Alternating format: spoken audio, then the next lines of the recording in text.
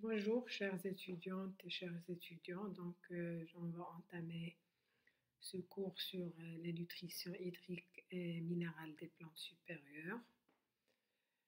On va entamer, dispenser toujours pour les étudiants en filière SVI, semestre 4, module physiologie végétale, à la faculté des sciences de Dar el Merez de Fès. On va entamer le deuxième chapitre sur la nutrition minérale des plantes supérieures. Donc, dans ce chapitre, on va voir ou plutôt 5 paragraphes. Le concept d'éléments essentiels et distinction entre macro et microéléments. Les méthodes utilisées pour l'étude de la nutrition minérale des plantes. On va voir un troisième paragraphe sur les rôles métaboliques des éléments minéraux essentiels. Cinquième et dernier paragraphe sera consacré au sol, aux racines et aux absorptions des nutriments.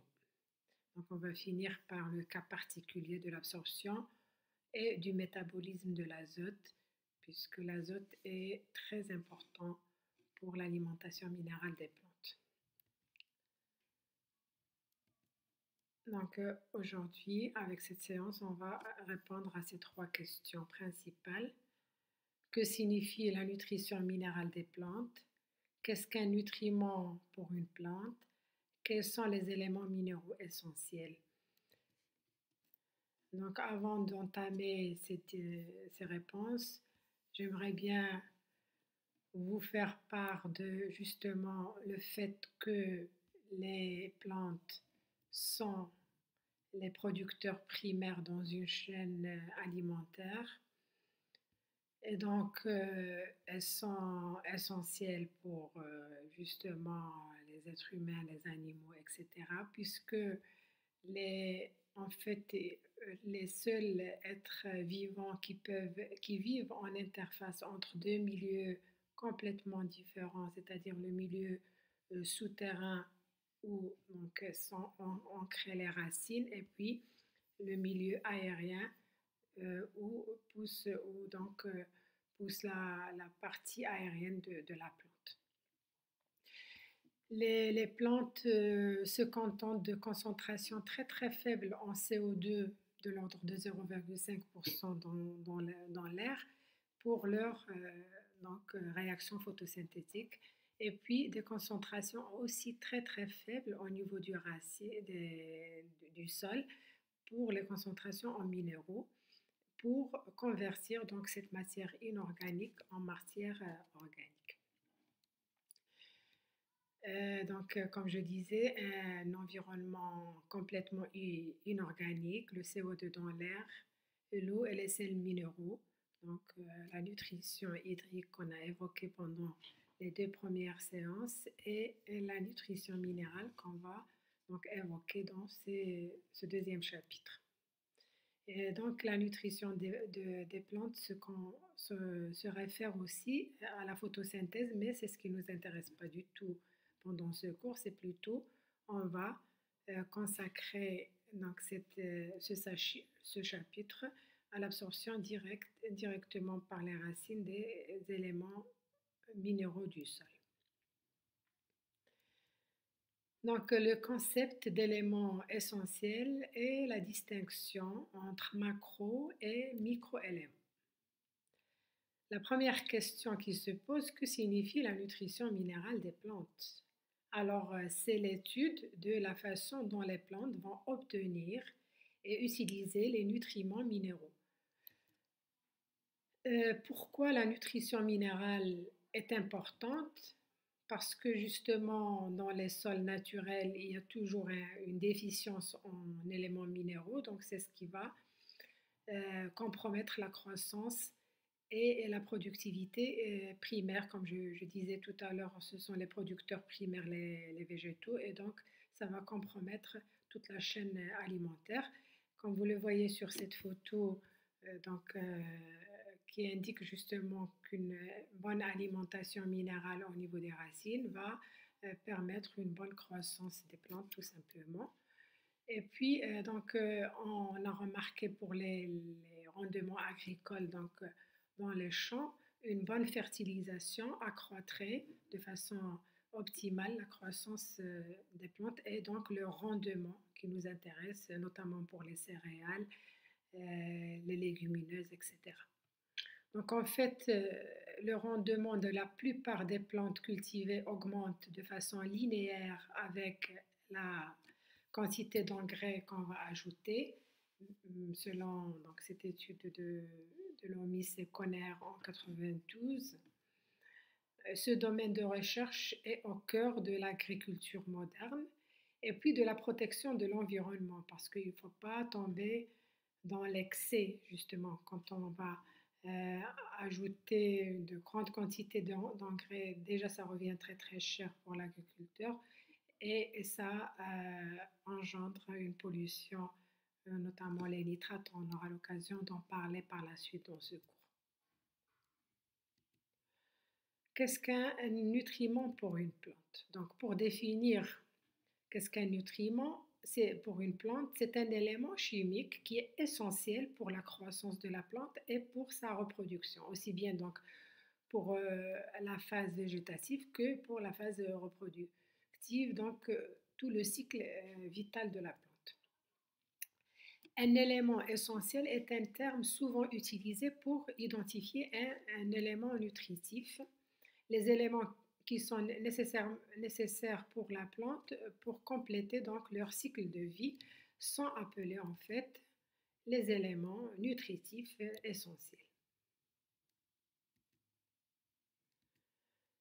Donc, pour qu'un élément soit un élément nutritif essentiel, il doit répondre à 3 critères.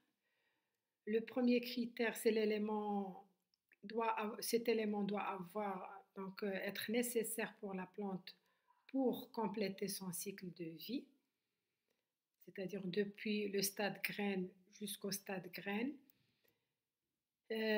Deuxième critère, c'est qu'il n'y a pas d'autre élément qui peut le remplacer. On ne peut pas le substituer avec un autre élément. Troisième critère, c'est que toutes les espèces végétales ont besoin de cet élément, puisqu'il y a des besoins qui changent d'une espèce à une autre. On ne peut pas parler d'élément nutritif essentiel, c'est que lorsque cet élément est essentiel à toutes les espèces végétales.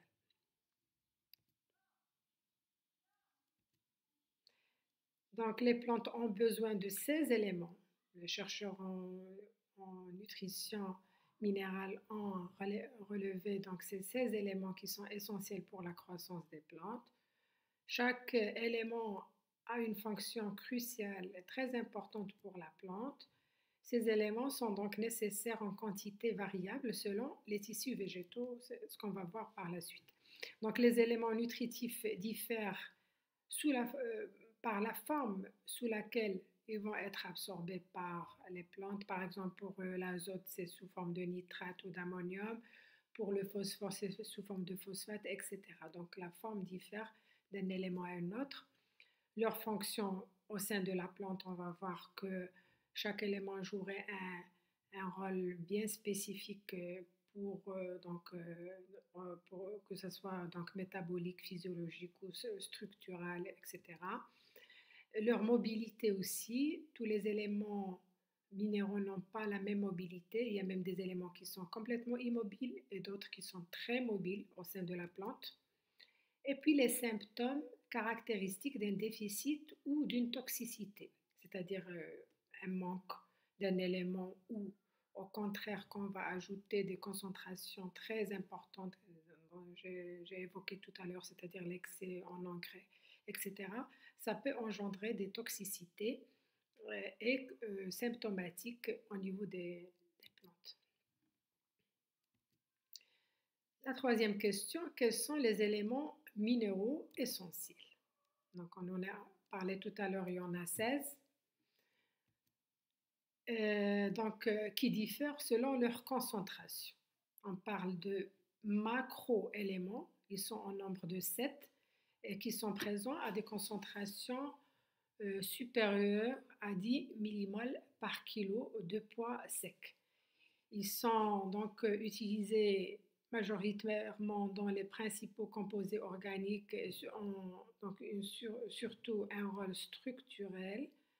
Et puis, il y en a 9 microéléments qu'on qu'on appelle aussi oligoéléments et qui ont en fait une concentration beaucoup plus faible, inférieure à 10 millimoles par kilo de poids sec, jouerait plutôt le rôle de cofacteur pour certaines enzymes particulières, comme par exemple le fer pour les cytochromes.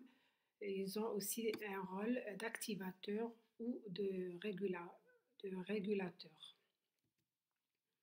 Notez bien que, par exemple, certains macroéléments peuvent avoir aussi bien un rôle structural qu'un rôle d'activateur enzymatique comme les microéléments. Donc, ils peuvent jouer plusieurs rôles au sein de la plante. Les macroéléments. Donc, sur ce schéma sont représentés les éléments essentiels pour la plante. On met à part le carbone, l'hydrogène et l'oxygène, donc dû à l'absorption du CO2 pour les réactions photosynthétiques, comme j'ai dit tout à l'heure, ça ne nous intéresse pas dans ce cours. Ce qui nous intéresse, c'est les 4%. Donc vous voyez, c'est une proportion beaucoup plus faible que la proportion que prend le carbone, l'hydrogène et l'oxygène au sein de la plante. Et pourtant, c'est très essentiel. Et déjà, ces 4%, ils sont subdivisés en deux proportions. Les microéléments qui nous sont essentiels, qui ne représentent pardon, qu'une concentration de l'ordre de 0,5%. Et pourtant, un seul élément, un seul microélément, s'il est ôté dans la solution nutritive, ça va compromettre la croissance et on aura des symptômes de déficience sur la plante physiologique et physiologique. Et puis les macroéléments qui représentent de 3 à 5%. Donc déjà, qu'est-ce que c'est que ces macroéléments? C'est tout d'abord l'azote, le potassium, le calcium, le phosphore, le magnésium et le soufre. Les microéléments, c'est le fer, le chlore, le manganèse, le bore, le zinc, le cuivre et le molybdène. Donc, comme je disais, ça ne représente la totalité des éléments minéraux que 4% de la masse d'une plante et cependant la croissance des plantes est très très sensible à la carence en un seul élément parmi ces éléments, ces 16 éléments qu'on a évoqués à l'instant. Donc, une plante serait plus sensible à une carence en macroéléments ou en microéléments. Donc, malheureusement, je n'ai pas les étudiants devant moi pour me répondre, mais souvent, ils ont la bonne réponse. C'est en fait, bien sûr, en microéléments, puisque la plante, elle n'en a besoin qu'à des concentrations très, très faibles. Donc, elle va donc être plus sensible quand il y a un manque en un microélément plus qu'un macroélément qui est donc représenté par des concentrations 10 fois plus que les microéléments. Et donc, les quantités relatives des éléments essentiels dans les plantes, donc comme vous le voyez, donc c'est presque une répétition de ce qu'on avait vu tout à l'heure. Donc, l'hydrogène, le carbone et l'oxygène sont majoritaires et les macro-éléments, ce qui nous intéresse ici. Donc, vous voyez les valeurs données en grammes par kilogramme de la matière sèche. Et donc, voilà, l'azote, le potassium et le calcium représenteraient les composants majoritaires et puis suivi par le magnésium, le phosphore, le soufre. Et dans les microéléments, c'est donné, donc vous voyez, les valeurs, c'est donné en fait en milligrammes par kilogramme de la matière sèche. Et donc vous voyez ces valeurs qui changent d'un élément à un autre, mais qui sont en fait beaucoup plus faibles que les concentrations requises en macro-éléments.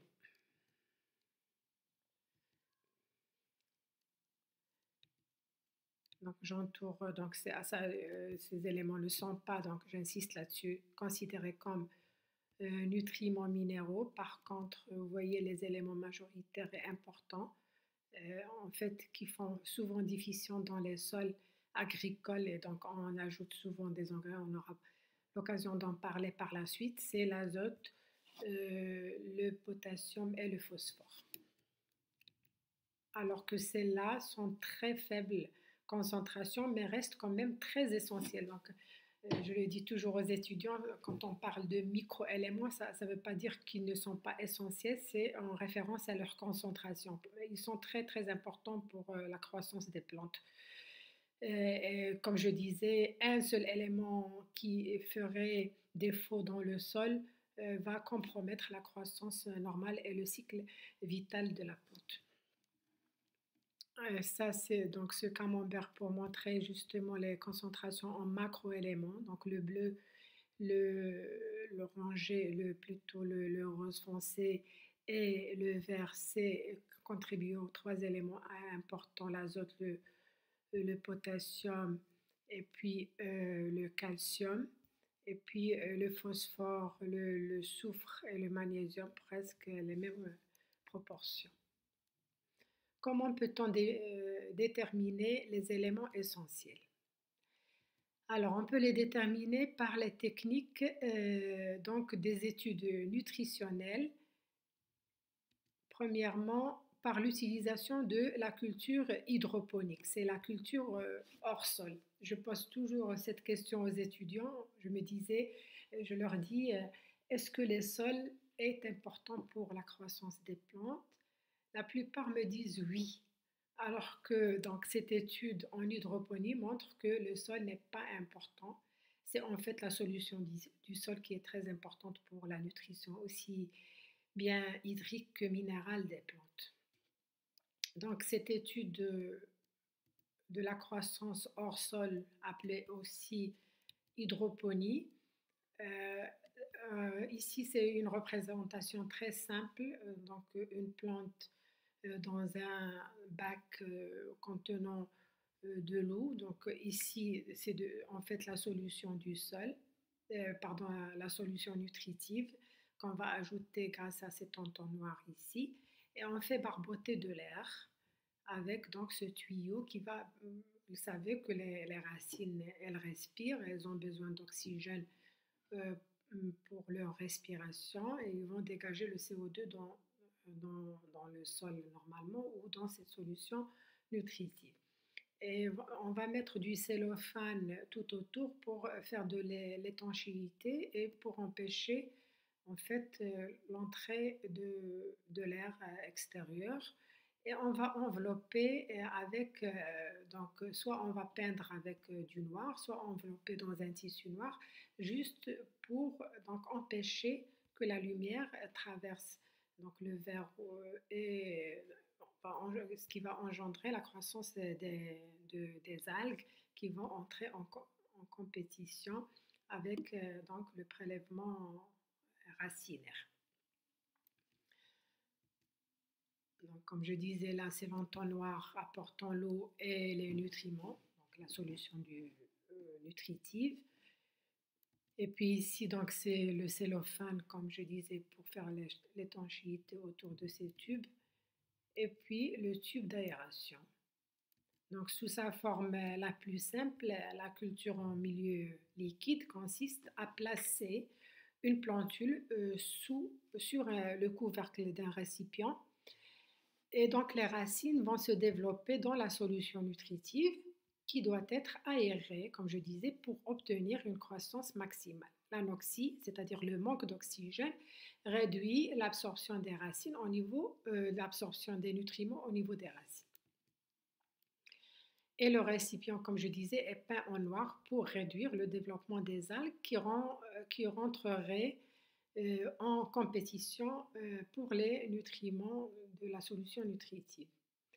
L'inconvénient de cette méthode, c'est que cette méthode, elle permet une diminution sélective de certains ions puisque les ions vont être prélevés au niveau des racines et donc ça va engendrer un manque d'un élément. Donc il faut renouveler à chaque fois la solution nutritive Et puis, il y aura donc automatiquement une variation du pH. Donc, qui dit prélèvement d'ions dans la solution, ça va engendrer une variation du pH du milieu.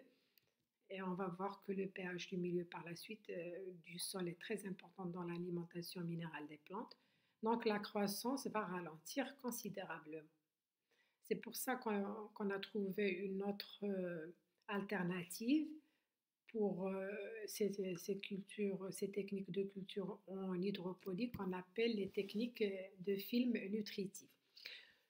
C'est pour la production des plantes en hydroponie. Donc, c'est un système hydroponique pour la culture des plantes dans une solution nutritive dans laquelle la composition et le pH peuvent être contrôlés automatiquement. En fait, ici, c'est un bac où on met la solution nutritive menée par une pompe qui permet de pomper la solution nutritive.